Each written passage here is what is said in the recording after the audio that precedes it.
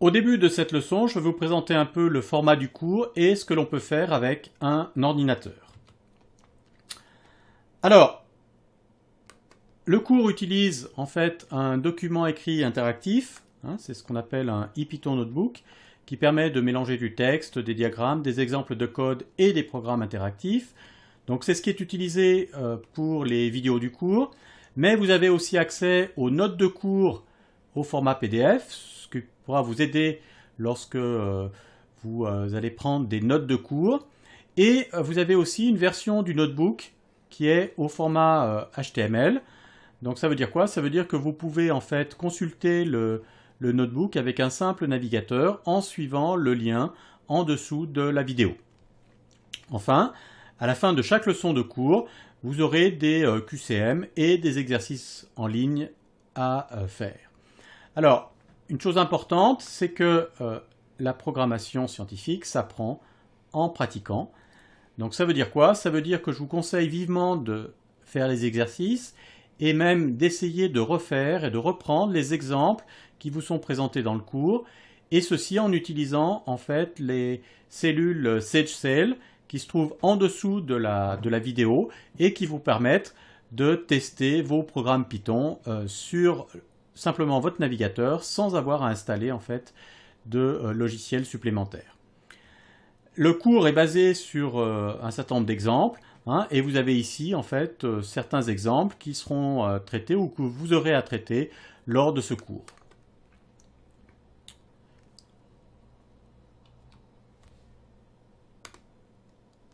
Alors, qu'est-ce que l'on peut faire avec un ordinateur? Eh bien, je vais reprendre en fait l'équation de base d'un ordinateur, ce qu'on peut appeler l'équation de base d'un ordinateur. Un ordinateur, c'est quelque chose qui allie puissance et stupidité. Alors, puissance, pourquoi? Eh bien, parce qu'un ordinateur peut traiter des masses de données énormes en exécutant des milliards d'opérations par seconde. C'est aussi quelque chose d'extrêmement stupide, car les opérations qu'il est capable de faire à la base sont extrêmement simples et s'exécutent de façon mécanique. Donc toute l'intelligence dans l'utilisation d'un ordinateur vient du programme, c'est-à-dire de l'être humain.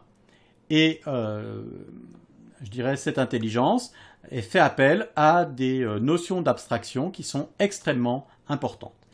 Alors bien évidemment, les ordinateurs sont extrêmement utiles, mais toute l'intelligence vient du logiciel et il est important justement de connaître ces principes de programmation, ces principes d'algorithmique de base pour pouvoir maîtriser l'outil informatique, en particulier en sciences, si l'on veut maîtriser complètement toute la phase de modélisation et de simulation. Alors, les ordinateurs actuels sont à des années-lumière de ce qu'ont pu imaginer certains écrivains de science-fiction ou auteurs de films comme Stanley Kubrick dans l'Odyssée de l'espace.